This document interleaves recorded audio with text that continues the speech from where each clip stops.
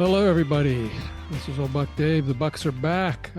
We're not in the same room necessarily, but at least we're live after 2 weeks of doing the best of. We've missed each other. I'm in my fourth day of post Nashville recovery here. We can talk about that a little bit. And Mr. Dale here, of course, has got some life stories that he can deal with and bring us up to date on that. And we've got Captain Jim back. He's Hey Jim, how are you? I'm good. I hope everybody's doing well. Good. Jim's going to do another little story here a little later in the podcast, and we've told him he can feel free to jump in anytime and give us your thoughts on life as the world turns, as it were. And we're going to kind of go from there. Hey, Dave.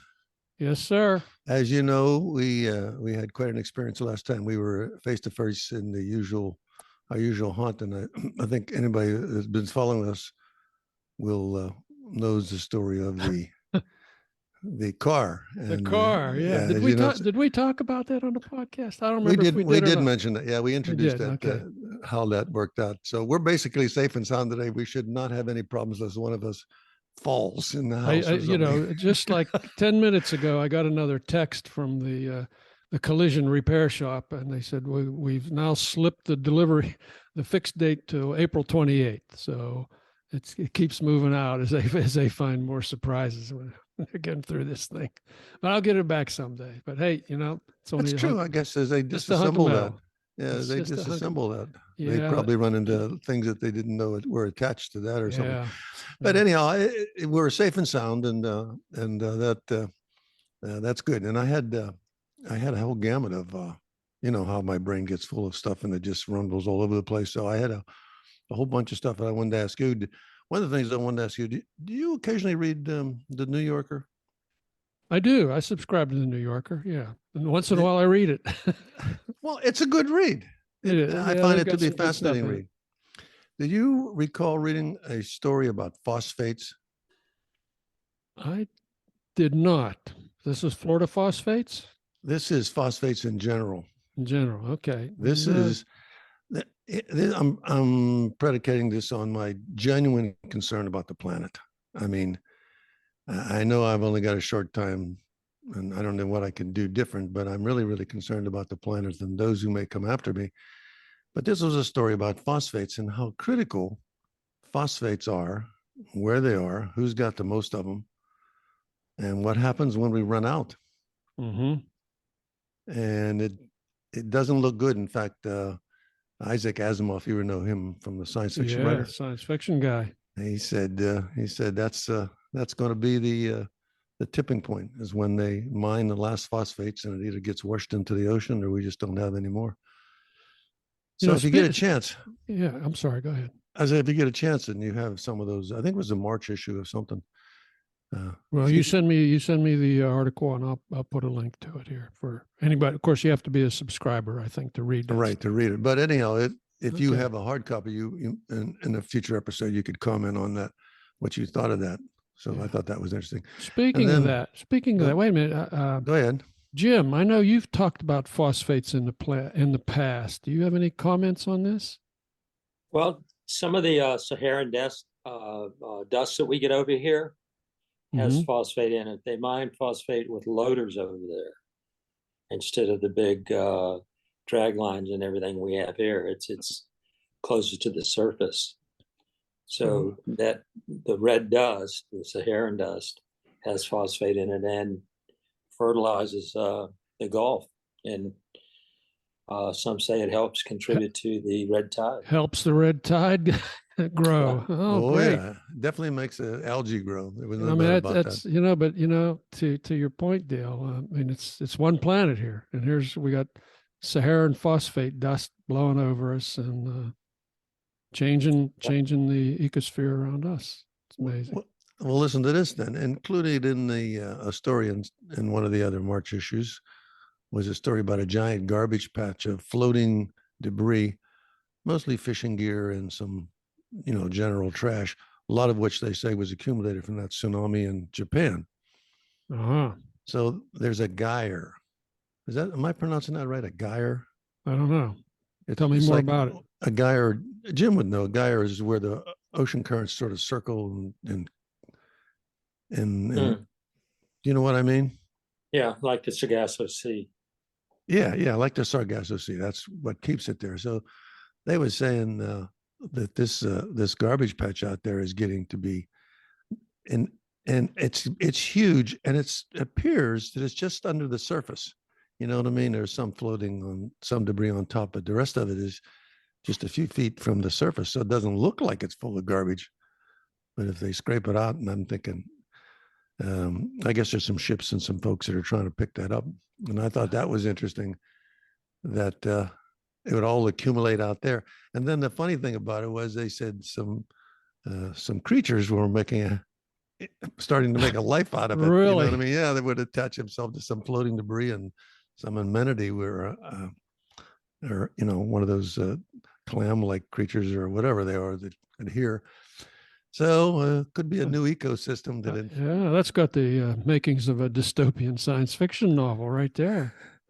Think about that. I did think about that, and that troubled me to think that that much was out there, but it is what it is. And lastly, but not least, it appears that our system is developed, evolved on cold weather. That we actually need ice. We need ice, and we need cold water to sustain the system as is. Mm-hmm.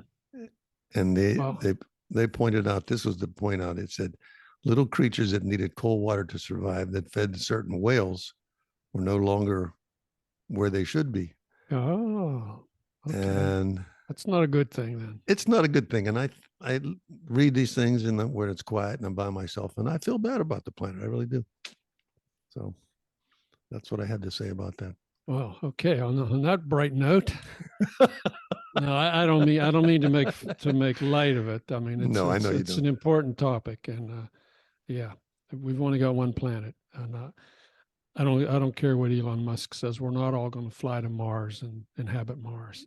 Mm-mm. If you think Earth is tough, don't even think about trying to live on Mars. Anyway, so back in my world, I sent you that video of playing basketball with my third grade grandson Gabe.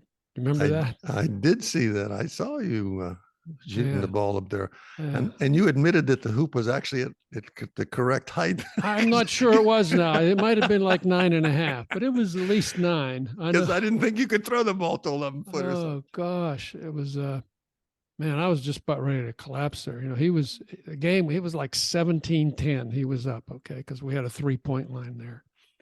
And I said, well, okay, the game's 20, right?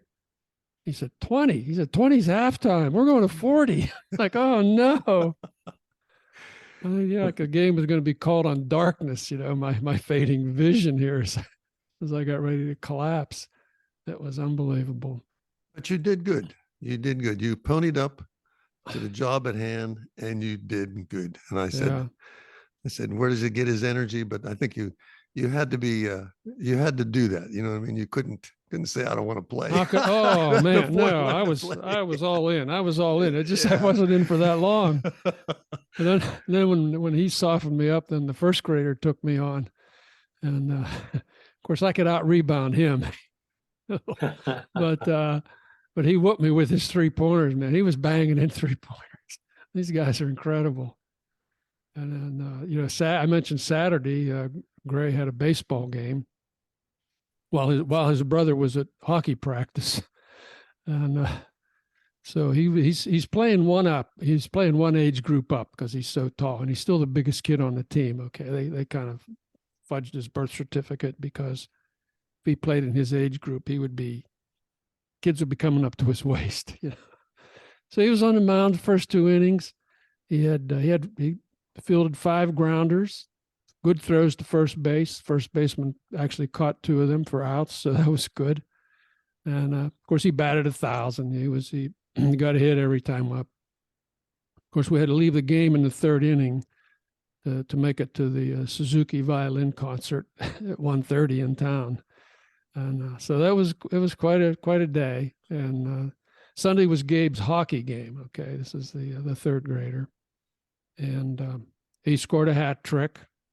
Had a great game, and he had a couple assists. One of them was just like a textbook assist. The tendency among these kids, of course, is to, at that age, is to, is to keep, hang on to the puck and try to take it all the way in. But he was passing. It was heartening to see that. The game is starting. It's clicking for him. So. And you could you could clearly offer advice on baseball. I could offer some baseball. Hockey, no advice. Shoot the puck. Shoot the puck. That's all I know. You basically confirmed it should be played on a smooth surface. Yeah. And as if these guys weren't worn out enough already. After lunch, then they hooked up with their neighborhood buddies. They got there's Wilder and Shepard, and I think Colin and one other kid, and they were going everywhere, in and out of the house, down into the woods, over to the school. And they'd show up every once in a while and kind of raid the refrigerator. It was great. And of course, the best part was the early birthday party that they threw for me on Sunday. Probably my best birthday party ever. It was it was a treat. It was beautiful. It was a lot of fun. Did they have both numbers on the cake? They had no numbers. They were afraid to put that many candles on, so they put one candle for each decade. So I would have told them just take their finger and write it in the icing. That's what I would have said to them. But the young one helped my wife make the cake. The older one lit the candles. The younger one helped me blow them out. Gave me some nice cards, that sort of thing. Homemade cards and artwork. It was terrific. It was really terrific. These kids are just terrific kids. I'm lucky to be related to them. But enough of that. As I say, I'm in my fourth day of recuperation here, so I think I'll be feeling back to normal tomorrow. So what do we say? We talked to Captain Jim a little bit. For you folks who have not listened to Captain Jim, he comes on here from time to time and tells us his true tales of the sea. He's circumnavigated the globe twice, so he knows of what he speaks. So Jim, welcome again. And what are you going to tell us today? Well, a little trip up the Kennebatangan River that I took back in 2013. I had left Darwin, Australia on this trip, and I had a crew member that I had to get rid of. And I needed to pick up somebody else up in a place called Ternate, which is in the northern Moluccas Islands. Wait a minute, you didn't get rid of him because you didn't like him, because he had to be somewhere else, or? No, he was a liar. Oh, okay. So you did have to get rid of him. Oh yeah. There's a story there, but I won't get off. Okay, that's a future story. Okay, so when we left Australia, it was Sail Indonesia. That was the rally. There was 150 boats. Well, the Indonesians thought that all of those boats were going to come up to Ternate Island, which is one of the original Spice Islands. That and Tidore are located inside of each other. And those were where you had almost all of your exotic spices. And they were hugely valued. So only 5 boats ended up in Ternate, because we would have to, you'd sail up there, then you'd have to come against the wind around the bottom.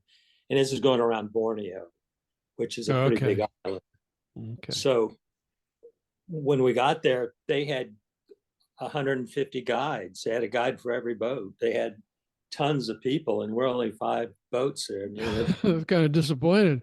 Yeah. So one of the guides,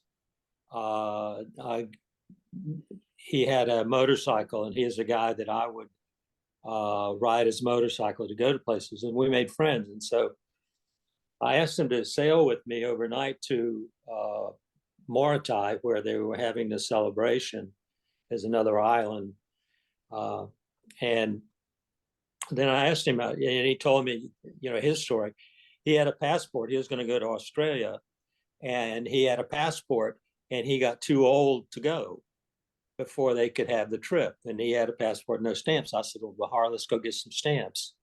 And he had a 4-year degree in English and college degree, and he spoke English very, very well, but they taught each other. So instead of saying apple, they would say apple, so that was just some of the things. And so he's Indonesian, he's Muslim, and there it's kind of like Muslim light. It's not like a strict, they observe it, but it's not, really heavy. So he grew up on an island, was a fisherman, was used to boats in the water, but didn't know how to sail. So I took him on, and we left Ternate. We crossed the Malacca Sea, went over to Manado, then crossed the Celebes Seas, and ended up actually entered the Sulu Sea and ended up in Borneo at Sandakan, Sadakan, which is a trading city, and the British had been there. So we're in the river at the Sandakan Yacht Club, which is a vestige of Imperial British. Oh, okay. It was a real old leftover yacht club. Yeah. And so in the river with us, there was 3 boats. In the river with us is another catamaran that had gone up the Kinabatangan River, and they knew about the first set of cables, high tension wires, but they didn't know about the second. And they hit the second, and it wiped out all their electronics. So he's in the river getting DHL shipments in of all new equipment. Of all the components that he needed. Alex Fabricant, he's a great guy. So we wanted to go up the Kinabatangan River. We knew where the wires were. I knew that I couldn't get underneath it. And the Kinabatangan River is a wild river. There are pygmy elephants, there are crocodiles, there's fox bats, fruit bats that fly over like a Wizard of Oz nightmare. Well, there'd be hundreds of them. And the river is very windy. It's has full of logs and vegetated mats. And so to get into it in the Delta, you just had to bump and turn. You'd come up, and it's not rock, it's marsh. So you'd come up, and if you couldn't go anymore, you'd try another one. So we nosed our way into it and got in the channel. And we're going up the river. And the town that I was looking for was called Sukau. And that's where the wires were. So we're going up the river, and Bahar is now, he's learned to win. I can say upwind, downwind, and he knows what, he picked it up really quick. He's enough of a sailor now to figure it all out. I'm telling you, the picture, I had my main navigation instrument, which was an Raytheon RL-80C, had died. So I'm now using an iPad to navigate with. So it's different. Yeah. But the iPad works great. And so I told Bahar, I said, this is a cartoon in here. That's reality out there. Don't believe what you see in here. Don't believe everything. Well, the further you get away from shipping routes, the worse the navigation gets.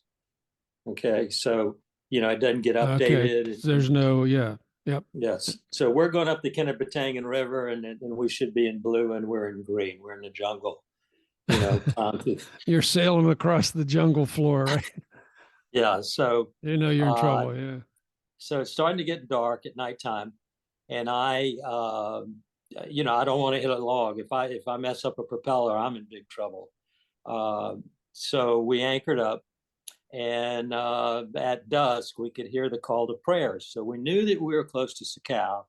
But the problem is these big oxbows, you could be a mile away, but 5 miles of river, you have to go around that curve. Yeah, big sweeping turns. Yeah. Yep. So in the morning, we pulled anchor, and we're heading west. It's partly cloudy. And, the sun's still low on the horizon. And I took a picture with the iPad of a typical Borneo house up on stilts, for the flood and everything. And I looked at the picture and I opened it up with my fingers, spread it, and I saw the wires in that picture. And I looked up at that instant, and we were so close to the wires. I've operated cranes close to high tension wires on a barge. So, when I say we're close, and I just took the throttle. Too close. I just took the throttles and threw them in reverse as hard as I could. And the wires keep coming up. They're rising. They're rising, and then slowly they stop, and then they go away. We're maybe 15 feet away from them. I'm amazed it didn't arc. Wow. And they just slowly recede, and I got a couple of 100 feet away from them, and the current's coming at me, so I could anchor up it with confidence. Okay. Yeah. And anchored up and said, Bahar, how about some coffee? The Sakal was just a little town it wasn't even a town, just houses. There was no sign. There was, and it's funny how you think things are supposed to be one way and they're not. And so there was a lodge up there. We put the dinghy in the water, went up to the lodge, booked a trip on their boat, and we looked for elephants first day and didn't find any. That's when I said, let's just go to the lodge and pay the money. And they found the elephants through the other guides coming up and down the river. They knew where the elephants were. And it was a herd of about 15 elephants, and they were pygmy, and they were in the water. They were like 20 feet away from us. And Bahar was amazed. He'd never seen an elephant. You'd park the dinghy on the side of the river, and the proboscis monkeys would come out of the tree, and you could feed them peanuts. There are poisonous snakes, non-poisonous snakes. Orangutan, we saw a wild orangutan. And, that's just, it's just what you do, I mean, you don't get scared. That doesn't do you any good. You just pay attention real close. Pay attention. Yeah. Yeah. And so that, and the thing was that the wires where they had lichen on them, that like grows on an oak tree. Yeah. Okay. So they were green. It was like camo. Okay. And against the partly cloudy sky in the west, you couldn't see them. It was only against the green of the forest when I opened that picture up that I could see them. And there was about 4 wires that were strung out across that river. And that would have ended the trip. Oh man, that's incredible. Yeah. So we had a good time. Bahar sailed with me over to Singapore, and then the next season we sailed up to Thailand.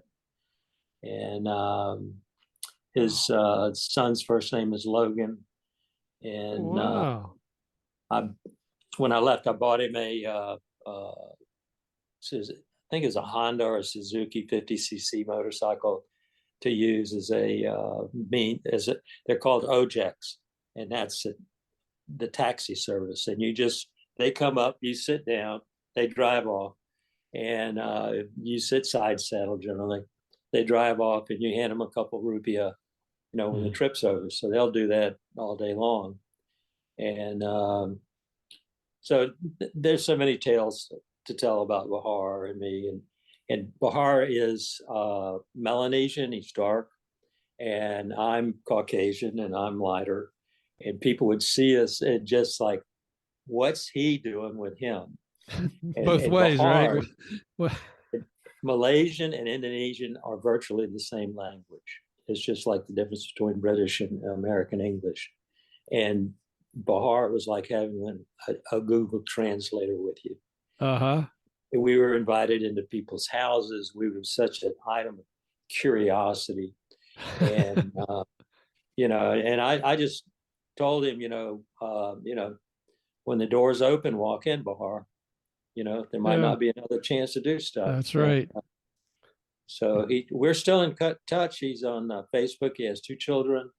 and we call each other buddy, and it's like, hi buddy, and Ah. so it's That's he. I have a that's question, Jim. Yeah. Hey, Jim, like, when you decided to leave, you were keenly aware that there were wires, and this time you were able to find a high spot or something. I mean, you didn't have to hold your breath to go under them again, did you? Oh no, we didn't go under them. I slammed the boat into reverse. We were doing like Oh, okay. 4,000 RPM, which was I was fighting a current. And as soon as I looked up and saw those, I had to look up and see the wires, and I just slammed the boat in reverse. It's just like taking your car on the road and you're doing 60 miles an hour and you slam it into reverse and So stop. that is as far up as the river you went. You know you couldn't go under the wire, so you just went left or right to the shoreline. Right. We anchored the Okay. boat there. Then we took the dinghy, which had a 30 horsepower motor on it, and would do 20, 25 knots, and went up the river to the and explored, and went up to the lodge and got Okay. on their boat. But we left the Okay. boat there. Yeah, and that was okay. Well, I don't know about you, Dave, but I was holding my breath here for a minute there when he said he saw the wires. Well, once again, I feel like I've wasted my life here after listening to. what the irony, the absolute irony is I only saw them when I expanded the picture on the Facebook, and they were contrasted against the green jungle.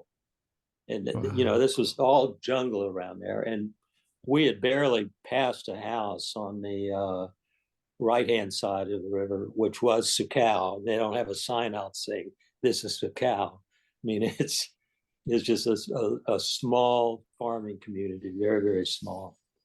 But so the iPad saved you many, many dollars. so I got with Bahar, and we went up to the chief of the village and talked to him about that, how dangerous it was, and said about putting some balls or markers out there. And he says, well, why don't you write a letter? And I'm still formulating that letter. You're still working on the letter. But I assume coming down the river and sort of going back is always a little more easy, or yeah. Well, you've got a 3-knot kick with you. You're not coming on object as quickly as they're coming at you. Well, they'd be about the same speed, but and you've been there. You've been going through over, there once, so yeah. That's and it's covered by jungle, and then on the other side of the jungle is where they put all the coconut palms in for cooking oil. Palm oil. Yeah. They've cut down so much of that land. But we saw so much wildlife, and hornbills, just the fruit bat. Oh, the harpy eagle, that big eagle. You saw him. That was just a tiny part. I've been fortunate enough to watch elephants a couple times, and they are absolutely fascinating. They're just they're so big, and yet they're like big people. I mean, they take care of their kids. They like you could tell who they like and who they didn't like. The pygmy is actually very much smaller than the real elephant. I mean, the African or the green elephant. Mm-hmm. And but they were playing in the water. There were 2 bulls that were there, got into a little shoving contest and playing, and we were right next to them. And boys will be boys. Yeah, absolutely. Little babies, and the mother would have her trunk around the baby in front of her, and that was so. And Bahar was delighted. He couldn't have been happier. So So Jim, after you got out of this river system and back into the open ocean, were you heading further along on a trip, or did you sort of go back to Australia? No, I was heading up to Thailand. So we had to go around the Okay. tip of Borneo between the Philippines. We came through a very dangerous strait where the breakaway portion of the Philippines were pirating people, were Oh, stopping and robbing people. Then we got to the northern part of Borneo, which is owned by Malaysia. You know, Borneo's cut in half by Indonesia, not in half, but in third. They own Sabah and places like Kuching and whatnot. So we'd say, oh, and we went to the Sultan of Brunei's country, Mm-hmm. and that is Muslim heavy. Mm-hmm. At prayer time, they shut everything down. You know, Mm-hmm. so it was a big difference, and you know that's a story in and of itself. That was Well, all right. We have look to say forward to that for that. another That's day. another episode here. Yeah, I know you got a million of them. I know we were talking offline about pirate stories, so we want to hear some of those in the future too. Yep. But Yep. Well, what you do on a boat at night, and we did this up in Sandakan, is I had wine bottles on very light monofilament line as tripwires. And so on that fiberglass hull, if that bottle came off, that meant you had a visitor. okay. And the boats, two of the boats that were in that anchorage had gotten somebody to come aboard them. And Who wasn't invited? who wouldn't? Well, he took their wallet. They were asleep. You know, they were. Oh, geez. There's a bar close by, so I mean, sleeping wasn't a problem. You know. Oh man. Well, hey, yeah, thank you very much, Jim. That was a great Okay, thank story. you. Again, Yeah. another great story, and we look forward to many more. You're definitely, you've definitely got your. Well, you don't get wings to be a buck. You get your horns, right? You've earned your horns. Actually, I'm Well, impressed that thank he you. made it this far myself. I really am, without sustaining some permanent injury or something. I mean, that's quite an adventure. You got to be Yeah, pretty observant to stay out of trouble in all those places you were in. So, well done. thank you, thank you. Yeah. It was fun. Still looking to do some more. All right. Well, I just thank you for the opportunity to recall that story. Hey, well, thank you, Jim, and thank you, Mr. Dell, for showing up here again and badgering me into going live.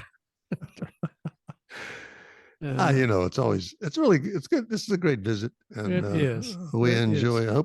I hope our listeners can get a few minutes of relaxation and ponder an adventure like that. So, Yeah. and I So, want to thank Jim for hanging out with us, and always good to talk to you. And let's just say that this is Old Buck Dell wishing everybody a good day, and thanks for listening.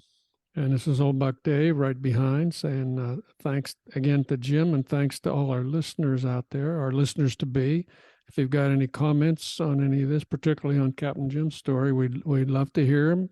At the bottom of the show notes, you can find out the ways to contact us, either email or you can leave us a voicemail.